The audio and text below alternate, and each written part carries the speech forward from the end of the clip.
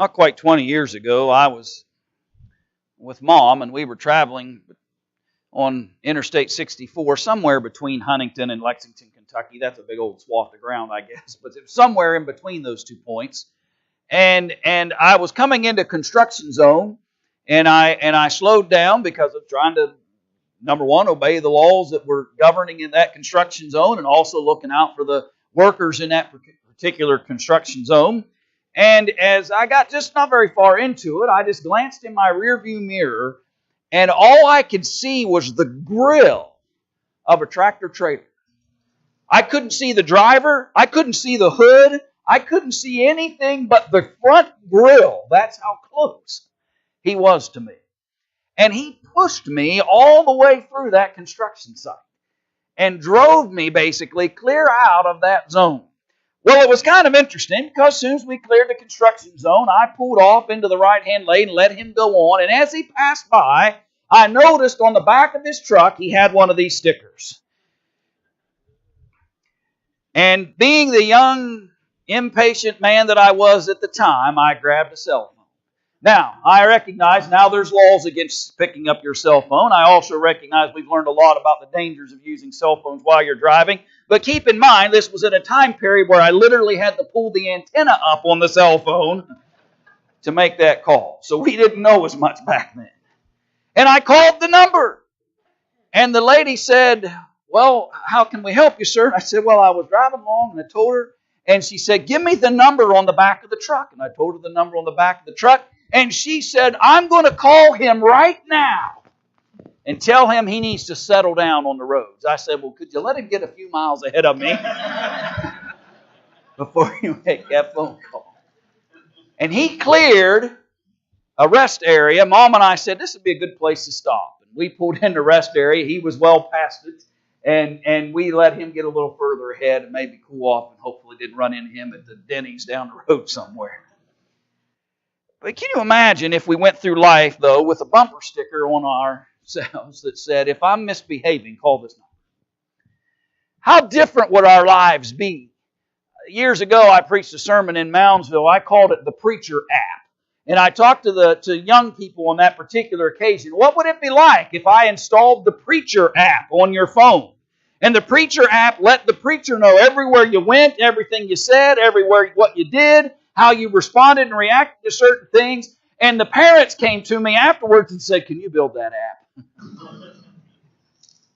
But what would we do if we knew our parents or a preacher or one of the elders or somebody was continually being watchful of us? Would we behave any differently?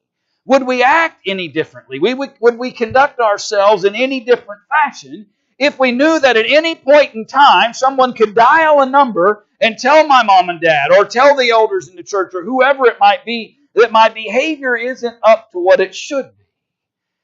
And then let me suggest to you this evening in our study, is that not exactly what we have when it comes to God?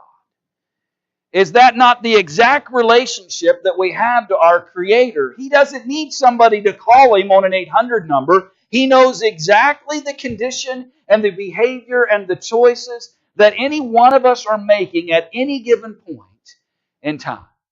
And so my question for us this evening is, am I being watchful of my own behavior, knowing that the presence of our Creator and His watchfulness is over us all the time? And that He is continually aware of the things that we're involved in the conduct of our lives. And may I give you a secondary thought to put into your mind as we study these things as well, and ask this basic question: would I consider that a good thing or a bad thing?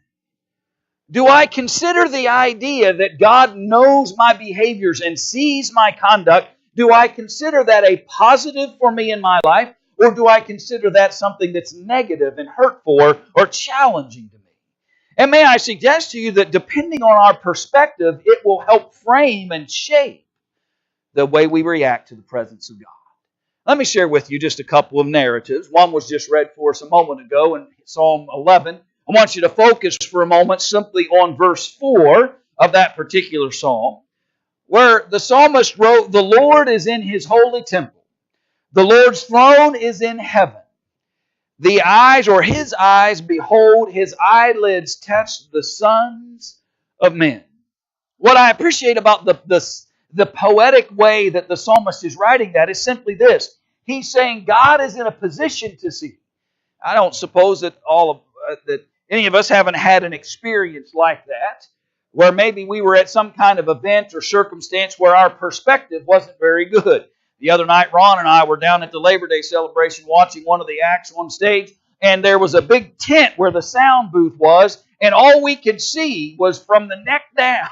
We didn't see any faces on stage until we move around and get a better view, a better perspective on things. The idea of the psalmist here is that God is on His throne. He's sitting in heaven. He has the perfect perspective to be able to have the ability to watch and see the actions and conducts of men. You cannot hide from Him. You cannot get out of His view. He has the perfect perspective in order to be able to see and let His eyes behold the conduct and behaviors of mankind. The psalmist wrote in Psalm 66 and in verse 7. In Psalm 66 and in verse 7, he said, He rules by His power forever. His eyes observe the nations. Do not let the rebellious exalt themselves. Now there's maybe a lesson for another time in that second phrase or the ending phrase of that verse. Let not the wicked or the rebellious exalt themselves. Don't get overly arrogant or prideful in the things you may think you're getting away with, he says, because God's seeing it. Even though you may be temporarily feeling secure in those behaviors and choices, God is seeing these things. But the emphasis for us tonight is simply that God is observing all of it. God has the perspective to observe it. He's watching over all of these things. And you and I should respect the fact that our Creator sees and knows all things. In fact, the Hebrew writer said in Hebrews chapter 4 and verse 13, And there is no creature hidden from His sight, but all things are naked and open to the eyes of Him to whom we must give account. Let me ask you a quick question. And maybe some of us will have to think a little bit back to younger days to maybe think about these things. But have you ever had a moment in your life where your behavior was dictated by whether there was an authority present or not? You go back to your childhood for a moment and you think about the authority figures that may or may not have been present at certain times, and think about how your behaviors may have been adjusted or adapted. Things you may have done that if no one was present, but you would have avoided those things or not gotten involved in those things had an authority figure been present at the time. What I appreciate about what this statement here in verse 13 tells us is that, number one, be recognizing that the Creator sees everything. Everything is open unto Him, and He is the ultimate of authority. He's the one you're going to give an account to. He's the one you're going to have to present your choices and behaviors and decisions to. And so not only is He seeing everything, but He has the ultimate authority, and we are ultimately accountable to Him. And generally speaking, when there is somebody of authoritative nature in our presence, we generally behave better. I suppose that happens in the workplace. It happens in other locations. I met a fellow one time said that when he went to work, he learned his foreman's routine. The authority figure in that factory had a routine about him. He walked up to him in the first 20 minutes and observed whether they had started the work they were given for that day, would disappear for the next 4 hours.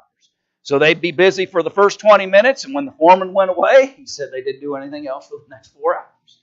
Because they knew exactly when he was going to come back, and at the point he was coming back, they would make it look like they had been busy and active and the work that had been given to them that day.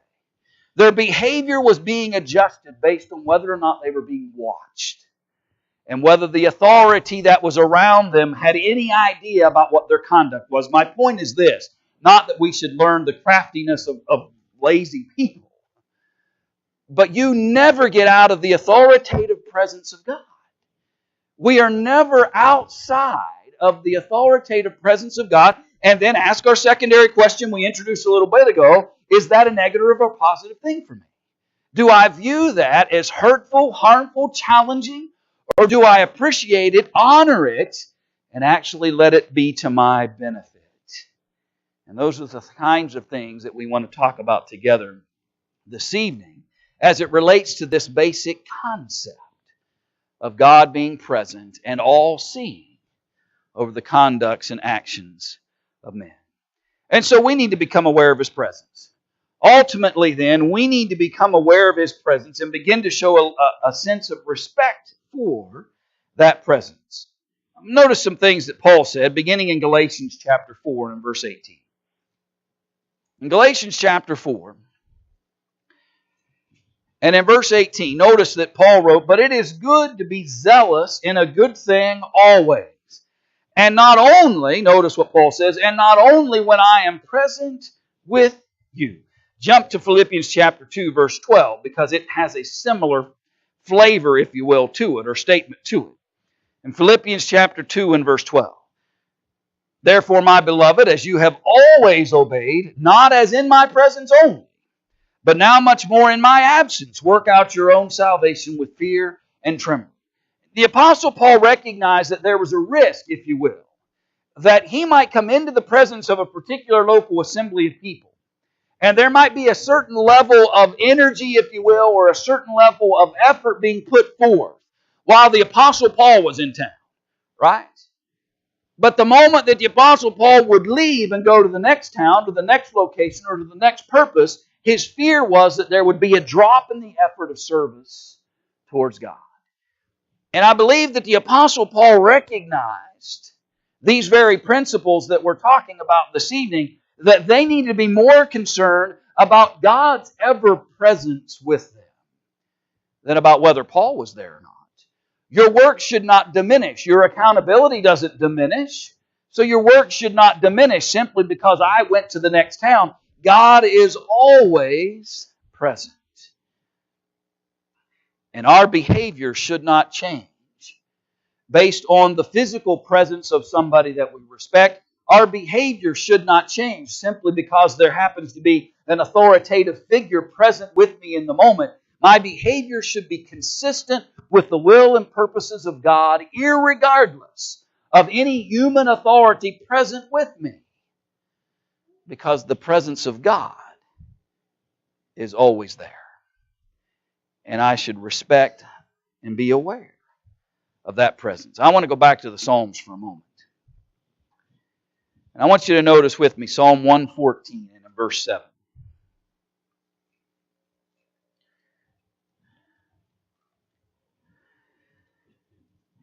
And let the psalmist shape for us the level and magnitude of respect that we should have for the presence of God. He says, "Tremble, O earth, at the presence of the Lord, at the presence of the God of Jacob. Tremble, O earth, at the presence of God.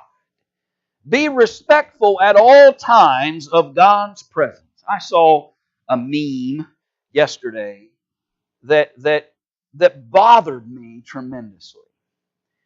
Because basically it showed pictures of catastrophes.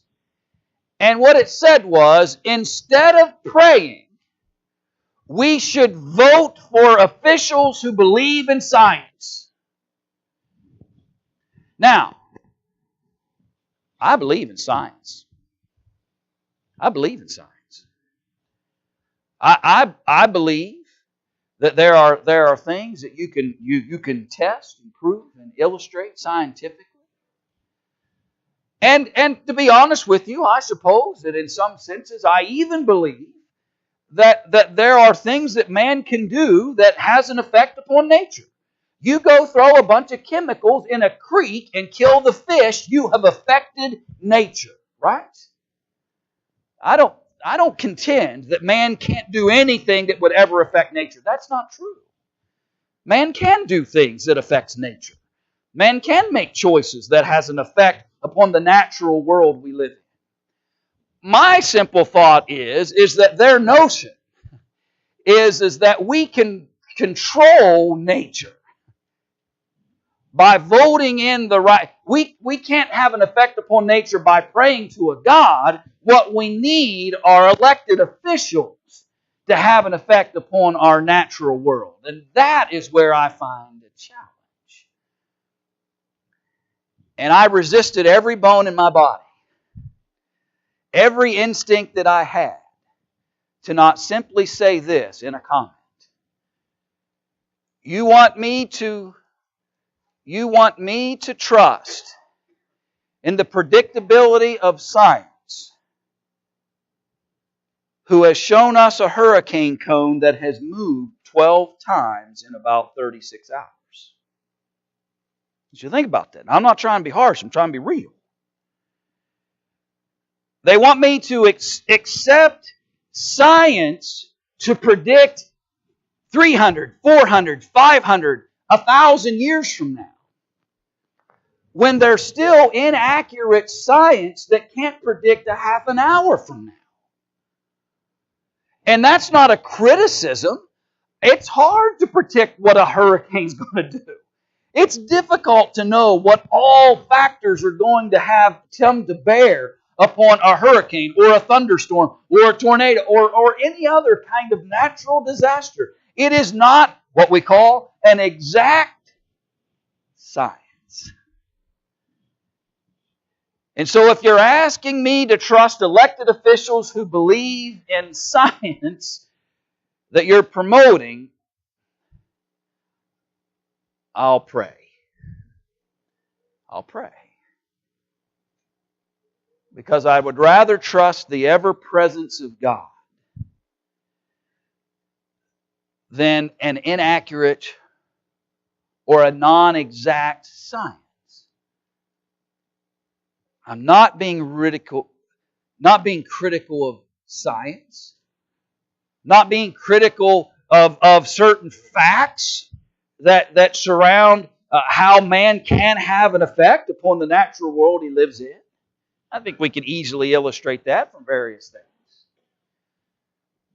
But I do know this is still God's world. And I know that in its condition that God is the sustainer of it and that ultimately God will be the destroyer of it. It will not be man who puts this earth to its end. It will be a God who created it. And in His timing, and in His way, and in His effort. Tremble at the presence of God. Be careful. Be careful that we don't, in an effort to find answers, that we don't become disrespectful to the Creator of this world in the process. Because we should tremble at the very thought of even intimating the idea that a government filled with scientists would be better than a God in heaven that we could pray to. Be careful that we show the right respect unto God as best we can. And let me also appreciate that we cannot escape God's presence. So let's embrace it to our benefit. That gets back to that question that we asked at the outset. Let's embrace it to our benefit. Let's read with me here Psalm 139, verse 7. Where can I go from your spirits? Or where can I flee from your presence? If I ascend into heaven, you're there. If I make my bed in hell, behold, you're there. If I take the wings of the morning and dwell in the uttermost parts of the sea, even there your hand shall lead me. Your right hand shall hold me. If I say, surely the darkness shall fall on me, even the night shall be light unto me, or about me. Indeed, the darkness shall not hide from you, but the night shines as the day. The darkness and the light are both alike to you. For you formed my inward parts, you covered me in my mother's womb. I will praise you, for I am fearfully and wonderfully made. Marvelous are your works, and that my soul knows very well.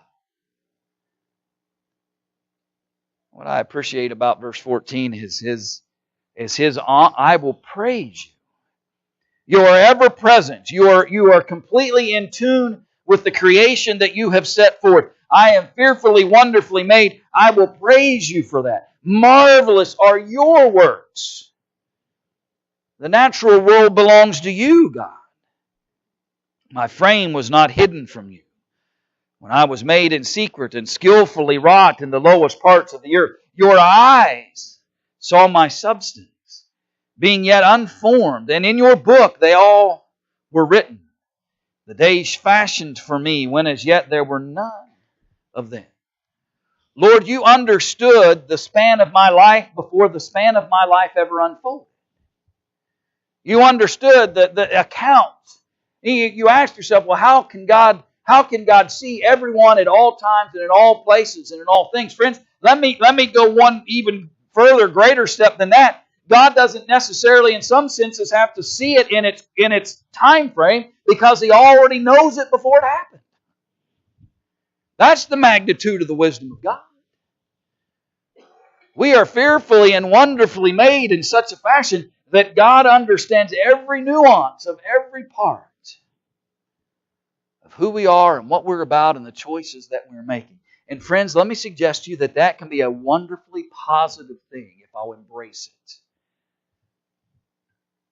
I can let it just be a thing that only provides guilt, or I can embrace it and recognize that knowing that God's presence is always there, knowing that God understands and sees and gets how it is that I'm behaving, then I can make choices and decisions that better my personal existence and my relationship with God. I can show respect and appreciation for my Creator, and I can make choices and honor the fact I am thankful that He's looking out for me. I am thankful that He understands the challenges and the difficulties that I'm experiencing. I am thankful that He's already seen the book unfold so that He can guide and lead and help and strengthen me in the hours that He knows that are coming that are going to be challenging to me. I appreciate a God who knows the temptation I'm going to face tomorrow and knows how to provide the way of escape before it ever happens, because He knows that temptation is going to rear itself. You ever think about that? And sometimes we talk about that text in 1 Corinthians chapter 10 where he talks about how with every temptation comes a way of escape. And sometimes we may ask ourselves, well, how can God do that? How can He provide an escape to something that seemed to us to just come all of a sudden? It wasn't all of a sudden to God. There's nothing that happens to us that happens all of a sudden in the eyes of God. Our book's already written. Now I'll take a back from that and step just for a moment and recognize, don't overstate what I'm saying. God's ability to know does not mean He forces. God's ability to know what's coming on the horizon or in the next moment or in the next hour does not mean He forces that action. He still allows for free will and choice and decision making. There may be things in my life that I know. Here's a set of circumstances that I know are going to happen if we do. But understanding God's presence should help lead and guide. To know that His instructions and His help and His guidance are ever present for me. And they may come in various ways. God can use others to be watchful for me. Is that not the exact role that He gave to the elders and the overseers of the local congregation people? That's the exact work He gave. You say, well, how can God watch over them? Well, He can put in place individuals and people into my life that will help do that. That will help watch and guide and be instructive. The Hebrew writer in Hebrews chapter 13 and verse 17 said this about the work. When he said, obey those who rule over you and be submissive, for they watch out for your souls. And those who must give account, let them do so with joy and not with grief, for that would be unprofitable for you. God's watching out for me. He established a system, an organization for local churches to have guidance and leadership and instruction. And He did that through His wisdom. God isn't just an ever-presence in the sense of that He can see everything, but He also puts things in place to help us. The things that might challenge us or create difficulty. In Acts 20 and verse 28, that God had made what? Feed the flock of God, which God has made you overseers. Watchers over. God can use others to help me stay guided and anchored in the choices and behaviors that God would approve. The Galatian writer Paul in Galatians chapter 6 and verse 2 said, "Bear one another's burdens and so fulfill the law of Christ." It's one thing to say, okay, I appreciate and honor the presence of God. Then it's yet another to appreciate the fact that God has surrounded me with individuals who are also concerned about my well-being. They're also watching out. Brethren who are also concerned about me and can come and guide and give instruction and assistance. Matthew chapter 7 and verses 1 through 5 are often used to try to illustrate that non-judgmental mindset that everybody's supposed to have. But notice in that context that the point of not being hypocritical and the point of making sure that you clear the beam from your own eye is so that we can actually be of genuine benefit to the others that are around us. Judge not that you be not judged, for what judgment you judge, you will be judged. And with the measure you use, it will be measured back to you. Why do you look at the speck in your brother's eye, but do not consider the plank in your own eye? How can you say to your brother, let me remove the speck from your eye, and look, a plank is in your own eye? Hypocrite. That's hypocrisy, he said. To try to take out the speck of another with a beam in your own is hypocrisy. First, remove the plank from your own eye, and then you will see clearly to remove the speck from your brother's eye.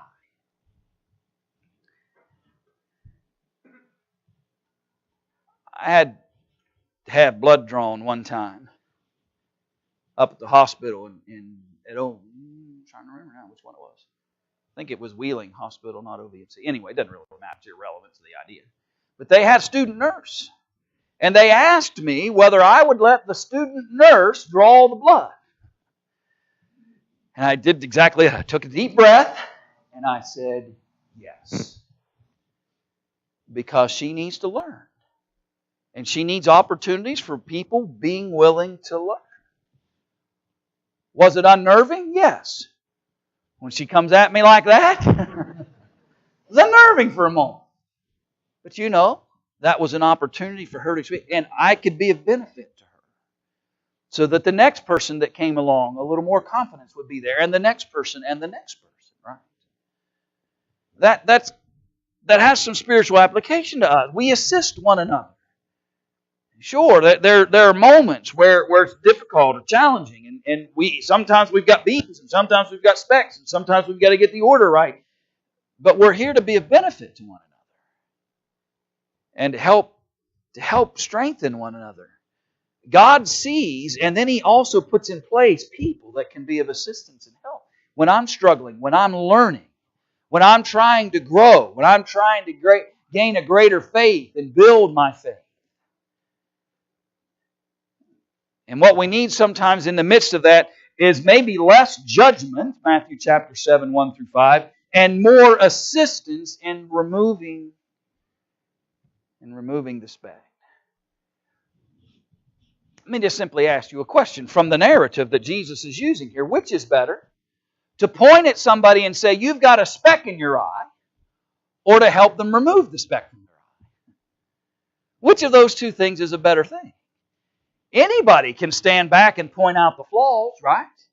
Anybody can stand back and say, I see. That's not what God's presence is about. God's presence isn't about a God sitting in heaven scoffing and laughing at people because He sees their failures. The presence of God is intended for us to appreciate that He sees and knows and hopes that we'll improve personally and that also He can put in place what we need along the path to help and assist us to stay spiritually grounded in Him. God can see and use others around us to be watchful and to assist us along the path. And so how should I react to this knowledge? Knowing that God sees, knowing that He puts these things in place, how should I react to that? Well, first, let's acknowledge a fact. When Jesus took some of His disciples into the garden with Him, and He has that horrible experience where He leaves them for a period of time, He comes back and they're asleep. He leaves them, He comes back and they're asleep. Leaves them, comes back and they're asleep. What a horrible experience for the Savior. But notice something that He says, beginning in verse 38 of Matthew chapter 26. Then, I'm in 27. That's not going to help me. 26, verse 38. Then He said to them, "My soul is exceedingly sorrowful, even to death. Stay here and watch with me." And He went a little further and fell on His face and prayed, saying, "O my Father, if it is possible, let this cup pass from me. Nevertheless, not as I will, but as You will." Then He came to the disciples and found them sleeping, and said to Peter, "What, could you not watch with me 1 hour? Watch and pray, lest you enter into temptation. The spirit indeed is willing, but the flesh is weak." Why do I need the benefit of the presence of God? Why do I need the benefit of those that He puts around me to help assist me? And the reason for that is there's all kinds of times in my life where the spirit is willing, right? I want to do right. My heart wants to do what God is expecting of me. My inward being is saying, do this. But the human side, the fleshly side of me is hindering those decisions and choices. I don't always do even what my heart and what my spirit and what my mind is telling me I ought to do. If there's any conscience in us at all, any time that we sin against God, there's probably a part of our mind telling us, I shouldn't be doing this. And maybe the presence of God will help us to appreciate more and more about listening to what the Spirit is leading us in. And avoiding the consequences of the choices of the flesh that so often perplex us. And be persistent and vigilant. His presence should lead us to want to consistently be watchful and concerned about how I'm living in relationship to His standard. In verse 33 of Mark chapter 13, "Take heed, watch and pray, for you not know when the time is. It is like a man going to a far country who left his house and gave authority to his servants and to each his work and commanded the doorkeeper to watch." Jesus came. He gave us responsibilities in relationship to being disciples and followers of His. He returned back to His Father, and He's going to come back at some point, and He's going to hold us accountable as that what we did in that time period. "Watch, therefore, for you do not know when the master of the house is coming, in the evening, at midnight, at the crowing of the rooster, or in the morning, lest coming suddenly He finds you sleeping. And what I say to you, I say to all, watch." God is watching our conduct and behaviors and choices. We need to be watching our behaviors and choices. We don't know at what point accountability is going to kick in. We don't know at what point Jesus is going to return. We don't know. Day, morning, midday, nighttime. So the idea is to be watchful and ready all the time. To live your life appreciating the presence of God every moment, at all times, and in every circumstance. God sees this. God is aware of this. I want to honor Him. I am fearfully and wonderfully made. I want to respect what God has provided for me, and so I'm going to live accordingly. And whether the world sees or not, whether others around me are aware of those choices and decisions, God is aware, and I want to honor that. In 1 Thessalonians chapter 5 and verse 1, "But concerning the times and the seasons, brethren, you have no need that I should write to you. For you yourselves know perfectly that the day of the Lord so comes as a thief in the night. For when they say peace and safety, then sudden destruction comes upon them as labor pains upon a pregnant woman, and they shall not escape. But you, brethren, are not in darkness, so that this day should overtake you as a thief. You are all sons of light and sons of the day. We are not of the night or the darkness. Live life in the daylight, because we're in it either way. Recognize that all things can be seen of our Father, and be persistently careful and watchful. And flip that on the other side, on the positive side of that, appreciate the fact that God is watchful. Number one, for our own protection. Number two, to help lead us out of temptation.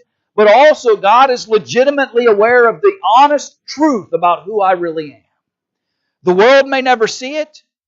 The world may make accusations completely false and contrary to the realities. And the beauty of living life in the daylight, the beauty of living life in respect to the presence of God, is we don't have to be concerned about what men think, because my greatest and most important recognition is the presence of God.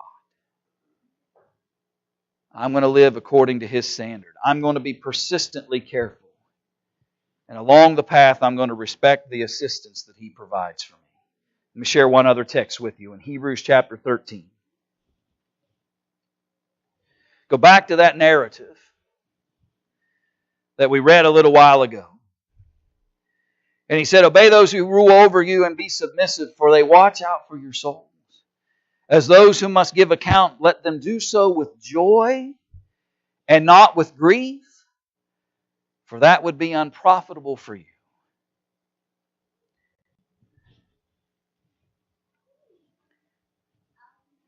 Sometimes I wonder whether that we don't fully appreciate what God's really trying to provide and do for us sometimes. There are occasions where God has provided opportunity after opportunity after opportunity, encouragement after encouragement, warning after warning, whatever it might be.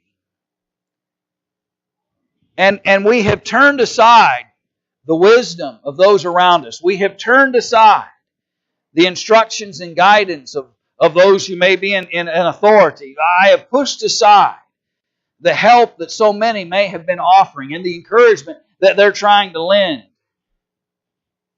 And I've just rejected it all. And then I hit the bottom and I say, well, what did God ever do for me?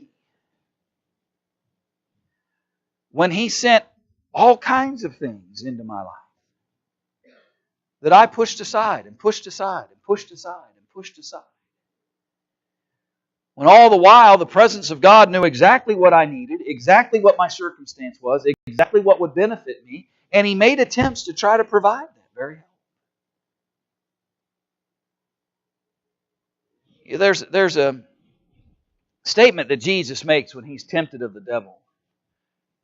When He basically tells Satan that thou shalt not tempt the Lord thy God.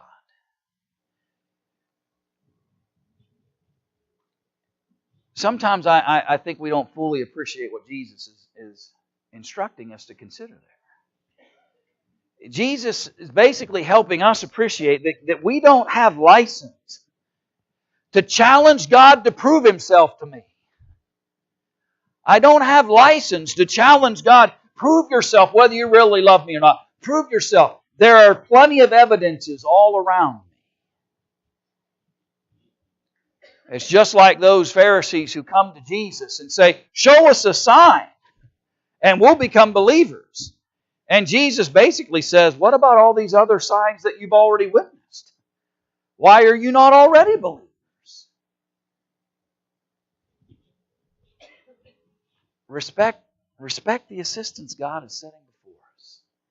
He knows all, sees all, His presence is there. Honor it, embrace it. Let it help me keep motivated in appreciating the promises that He extends, and let it help me keep motivated to avoid the consequences of sinful behaviors. Let it be a reminder to me that every step of the way there may be all kinds of warning signs that God is trying to provide for me to keep me from making the choices that I'm about to make that are going to be destructive, and pay attention to those things. God is watchful. We need to be watchful. And He is reaching out to us on a regular basis through the testimony of His words, through those who love us, in trying to help us appreciate the importance of serving Him and honoring Him, in embracing His ever-presence.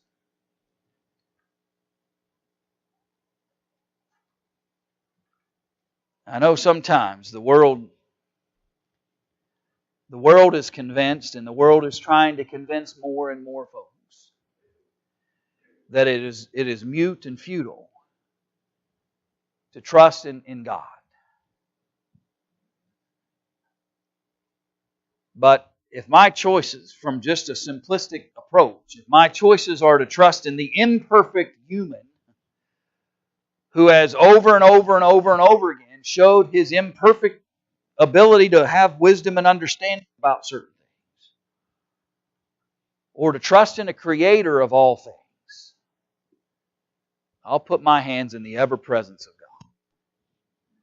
I'll put my life in the ever-presence of a loving and merciful and caring God who knows me as an open book and who can provide every level of assistance necessary to keep me strong and faithful and ultimately receiving the honor of His eternal home. If you're subject to the gospel in some way this evening, if we can encourage you to honor His presence, to love and embrace it, to not simply look at it as, oh no, I'm going to get caught, but to look at it as a genuine strength and encouragement to us that keeps us focused, that keeps us watchful, that keeps us striving to serve and honor a great Creator to the saving of our soul. If you're outside of Christ, you need to appreciate remission of sins through baptism, or if you've stepped away from Him, we can encourage you some way spiritually this evening. Won't you come as we stand and as we sing?